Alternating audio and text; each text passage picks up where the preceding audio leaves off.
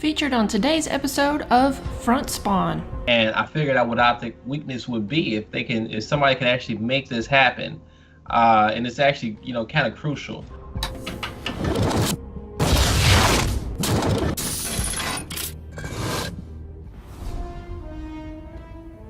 All right, guys, so we're back with the same amazing panel of guys. We've got Rob, Immortal Spawn, John, Fallout, and we've got Guy coming at you live, Blaze. All right, so we're going to talk about MLG Columbus, the old and the new, and the upcoming new that's going to be at us in November. So let's talk about the last tournament, MLG Columbus. Overall, how do you guys think the tournament went? You guys were there, you saw the production and stuff, the stuff that we didn't get to see from the stream. Would you like to see anything changed for the next event? Well, you know what? I just want to say I enjoyed the production. I loved it a lot. I love the route that the coalition wants to take when it going more sort of UFC style of gaming. Expressed, showcase that nitty gritty of Gears of War. It doesn't have to be too professional. It could be fun. And by them taking the game that direction, us as casters and content creators allow us to do more fun things as well. Especially even on live stream, more so bring out our personality. And it's not, yeah, exactly, right? So I think that going forward, I think the whole event was awesome. I think the match times was quick. It was very the downtime was low. We was in matches right away. It wasn't like it was at the Gears of War UE Columbus, where you had the analyst desk and you had like 5 minutes after that. And it was just a lot of extra time in between matches where we really lost viewers. And we hit some critical points. We hit 25,000 viewers over all platforms, which I thought was a win. It was new people who came into the chat and was like, wow, this is awesome. And new people who actually watch games in eSports. And I was just like, yo, this is refreshing to see something different. They loved the drama that was there. And I think as we go forward, we do nothing but get better. We add more drama to the game. And I think, when by the time this Columbus Open comes, that we will take it to another level. Yeah, I think MLG production they did is just absolutely amazing, top notch. Working with that crew, it's just so cool. Like the arena was just sick, and how the coalition is embracing the community and the niche that we are, and sort of how we play, and letting us be ourselves. Because I'm explaining to the production crew, like, is Gears always like this? They're talking, this much shit and all that stuff. I'm like, you know how I am back here working, but when you see me playing, I'm a completely different person. Like it's Dr. Jekyll and Mr. Hyde with me, and everybody can attest to that when they play Gears on LAN. So having that support from your developer and saying, be you, like, just do what you have to do. We're going to market that. We're going to, roll with it, and then having more orgs understand it too and be like, hey, like, that's Gears. Like, this is why Gears is like, you can't take that away from Gears. It's a special part of Gears. So seeing that, like, brought to the forefront, recognized and embraced was probably my biggest takeaway from Columbus, outside of the awesome matches. That was really amazing to recognize and see, and it excites me for the rest of the year. Yep. Yeah, I agree with that. And the last bit I'd say on production before jumping into some other important topics on the event, honestly, Britt, you said, is there anything you'd change for the next event? My first thought was no. Like, honestly, the event went so well. I'd say like 9 out of 10, 9.5 out of 10. It went very well. But thinking about how we can push the envelope, I think the coalition is going to do a good job of this, is starting to, but needs to expand it a little bit further. We got rid of the analyst desk. We're breaking the mold of eSports structure, cookie cutter pro league in every region. There are open events, which is great. I want the production to follow suit in that, right? So, analyst desk is so traditional eSports. I think we're starting to move away from that route and moving into more like embracing the hype, being able to jump into matches whenever we can, making sure we're not missing any matches. Maybe if we have like a live show host on the floor. I mean, there's a lot of opportunities. We've seen some good hosts in Gears so far. I don't think we've had that host yet that has really opened things up and added something new to esports, and hopefully that will be the next step in production. Another piece, that was the last piece on production. Moving on to teams and storylines, I mean, that was perfect. Like, how many storylines came out of MLG Columbus? We saw Revenge come out of nowhere. Everyone had them in their top 8, top 6. They got top 3. We saw E United with a huge choke. We saw Splice show a lot of opportunity, but not quite make it there just yet. So the matches were how many 7-6s did we have on the weekend? Mm-hmm. I mean, it was just, the gameplay was amazing. The game mode showed very well. Everything really added up to make it a great event. Now, did any teams or players in general surprise you at the event, good or bad? Team Revenge and Crass. That was mine. Team Revenge and Crass. I was just to say that. Yeah, I agree. That was across the board. I'd say that all three of us would have said that was our biggest, like, wow, they're really here to play. He played an amazing job playing anchor, right? He was able to sneak opponents' hills, to really play elusive, see a different element. Win his 1v1s, he won for 1v1s. He really outsmarted everyone. I mean, you saw him 2 matches in a row outsmart. First and foremost, who got 4th place at that event? Why am I blanking? NRG, yeah. You saw him completely outsmart NRG in the anchor role. And then he goes to play against Franchise, completely dominated Franchise in the 1v1. And Fran's one of the most composed players in the game with the most experience, and he dominated that as well. One thing I'll say about Kraz, he outsmarts people. He out-hammer bursts them. He's using the secondary weapons, I think, better than anyone in the game right now, so he's really pushing the meta. I think his shotgun and his individual skill, he can't turn up in the same way that like a Solars can or an Explosive can. And that's where I think he has opportunity to improve. So I wouldn't say he played perfect, but he was definitely a shocker. Yeah, and then, of course, you got, Splice as well. Splice, they just did fantastic, and we knew that those boys can bang, but still, I'm pretty sure a lot of people overlooked them coming in, and then they came out and played as if they were a top team, and they should have probably placed into the top 4. I think they get better. Being an international team, you don't have much practice. You don't have much quality practice against the North American teams, and that's where the most competition is. That's why even when Mind Freak got double eliminated, Mind Freak was like, they was like, hey, we trying to scrim anybody at the venue tomorrow, when we can, just let us know, because they not going to get that practice again. And they know that, how far behind they are because of that practice. So they was at the venue saying, hey, we need practice. Anybody, on day 2, after they was eliminated, wanted to just play anybody, be a warm-up practice. So, but we'll see Splice going forward, moving up. Yeah, with Mind Freak as well, like, I know a lot of people didn't have them high in the brackets coming into the event. I feel like for next time, and I feel bad for the amount of travel that a team has to do to get to a tournament.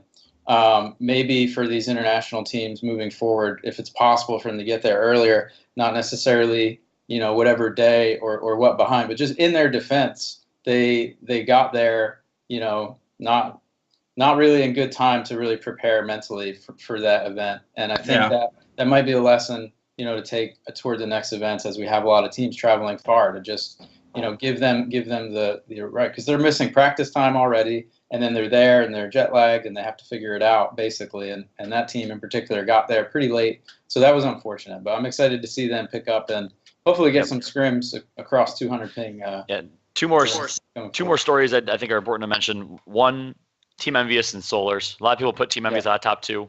A lot of people thought they wouldn't do well with Solars. Solars played out of his mind. Like, Solars really is back, and now, of course, I think it's official, it's public. Envious officially made the decision to drop Soto to pick up Solars. And that's not necessarily what Soto was doing wrong. It's what Solars was doing so well, and what Solars adds to the table. They didn't want to let him fall by the wayside, because Solars would have gotten picked up by any team. He would have been on the opposite side. He would have made somebody better enough to beat them at that point. Yeah, exactly. While watching that game, observing that game, I'm like, there's no way you can move on from Solars at this point. If he is going to be a dedicated player, if he's telling you, Fran called Solars' mom, like, yo, is he going to be able to do this year? This is what we want to do. Yeah, and so he had to get that affirmation and make sure. But if you have that, if you're like, yeah, he's good, he's going to be playing, like he's dedicated to us. He wants to beat Optic. He has the drive to beat Optic at this point. That's one reason I'm so glad that pickup happened, man. Like, the rivalry that creates, the Envy Optic rivalry, is just amplified times 1,000 because of that team decision right there. And honestly, that's another thing too from the event. A big plus was the storylines were amazing, and I don't want to see that trash talk, those rivalries, that pure hatred, that hype, that passion fall away like Call of Duty has, etc. I heard people in the production room saying, like, oh yeah, 3 years ago Call of Duty was the same way, but now they're all buttered up, they're all professionals, and they don't talk any smack. I never want to see that happen to Gears. Ever. Yeah, and like they get that because they get that way because of the orgs, and then the money come in, and it's just like, that's why it's fresh in it that you get that Gears of War could be what esports used to be about. You know what I'm saying? When we went to these tournaments, we can get that experience and be wild. It is not like we're too wild. We we have some wild ones, but majority we're just like, just let your passion just release, Yeah. like get hype, don't Like Rob. don't Yeah, constrain Rob's a you, good don't example of don't that. constrain yourself, just be free and play. Whatever happens, happens. But at the end of every time, and I want to say on the main stage when we saw a lot of tension between Kraz and Demo, even after that match, they both shook up and shook hands and said, "Yo, good game." Always has to happen. Always And has to happen. and it happens every single time, and it really does not happen. I think at the end we still will always see a GG at the end of it. So Yeah. One last thing I'll say about teams, biggest disappointment without a doubt, we'd all probably agree, E United, and that's on some next level stuff. Like they just played bad. I'm not sure if you guys watched the rebroadcast, but they were just not. They were missing opportunities that any team should hit. They were not going for 3 caps when they should. It was just a bad situation. So they got. they were playing slower than the top 2. Yeah. Oh I yeah, agree. without a doubt. That was They my biggest missed a lot. disappointment too. I really like that team. I feel like they have a lot of potential, slaying power, intelligence. I don't think they're utilizing their weapons and their roles well. I think they're going to come up much smarter and better, at the next one. That's a team where a coach could really help. I'm just saying. Prospect. Last time. All right, so we talked a little bit about Optic. We're going to go into a little more specifics with them. Now, they didn't drop a map at all during the tournament. What do you think other teams need to do in order to stop the domination of the Green Wall? Now, this has been kind of a theme throughout Gears of War. We've had teams on top, and they win tournament after tournament, and then, they hit a downfall at one point, and Optic is on the rise right now. So what do you think teams need to do in order to stop Optic? Well, you know what? I had a conversation about this last night, and I figured out what Optic weakness would be if somebody can actually make this happen. And it's actually, kind of crucial. But if you find Mental a girlfriend, then I think the team will crumble. Like That's get Mental a girlfriend and let him lose his focus a little bit. Yeah. Okay, because that man never loses focus, all right? But we done all lost focus. Mama has a in our life. girlfriend. Kenny has a girlfriend. They're doing And- all right. All right? Mental loses that focus of steel, but nah. Explosive too, Gilbert. You're right. Yeah, right. But both of them, they both is the core. Okay, they both go by the wayside when all these Optic girls start coming through. Oh, When the green walls and start trying to tear down these walls, it's gonna be all over for them. But Did you say the pink wall tries to tear down the wall? Is that what you just said? Yeah, no, you missed the Optic reference. But so you're gonna have to have they're so above everybody else. Envious made the drastic roster changes they need, and messing up that friendship, not messing up that friendship, but they had to do that because they knew that they would never get a first place event the way Optic was playing, and the difference between both of them, and Envious was still kicking everybody's ass. So the difference between both those teams still, Optic is way past them ahead. So they have to close that gap. And then now we was talking, you have all these other good players out there, right? Free agents. You got Wildy, Prison, Supremos, Flames. You got Prospect out there. You got Nasty out there. You got members of E6 out there on the wayside. Like, you have all these people that you possibly got Soto out there too. You got all these people where you possibly can make you a nice little super squad to contend with that first place team. I think people need to start making some drastic roster changes if they want first place. If they're fine with top 4 finishes, by all means, grind it out. But I think if you're trying to beat Optic, you need to push the limits. Yeah, I see this team as I haven't really seen them get too hard on themselves. They really got it down when it comes to being composed and friends, and we've seen them down at the tournament and be able to bounce back both times against Revenge. Yep. So, but they are beatable. I mean, they are beatable. We've seen teams take them far on maps. I think better use of some of these weapons to maybe counter some of the way that they want to play would come up. Throw an Enforcer against Kenny, find him and just get on his nerves. He hates that gun. But things like that, and the team plays really smart, and just sticking with it with seeing how they play and just playing. Don't play into their game. They're a team that really reacts quite well. I played against them on Foundation, and they're just chilling mid map. They're not flying down. I feel like a lot of people are trying to do too much right now. I feel like a lot of people are trying to just really overthink it, and I think teams need to just be a little more calculated. It's the best team right now. They're a really smart team, but I'm sure somebody's going to be taking them deep into tournaments soon. Here's one thing that hasn't been brought up yet around Optic is, yeah, Rob, you're spot on. They stay calculated. They stay composed when they're down mid-game, and I respect them for it.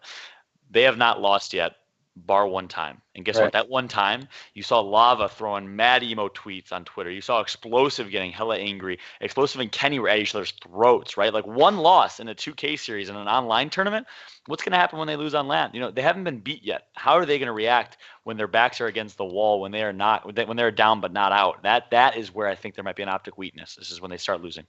If rosters remain the same that they are at this current stage, what team do you think has the best chance of beating Optic? Envy, yeah. Ain't no hands down. We haven't seen anybody make a move that needs to be made besides United. Them. Yeah, United's current roster can't beat them. Envy, I think is the only team that can. All right, so now we're going to move into the future. We've got another tournament coming to us in November. Do you guys have any predictions on what teams may show up and kind of dominate the scene there? Is there a team that's going to be Optic there? No, I don't. Right now, it's too early to tell if there's going to be a team that beats them, but I do think we will see a lot more. I feel like we have a lot more international teams in the top 12. I think that we may have another Latino team breaking to the top 12. I think we may have 2 European teams breaking to the top 12.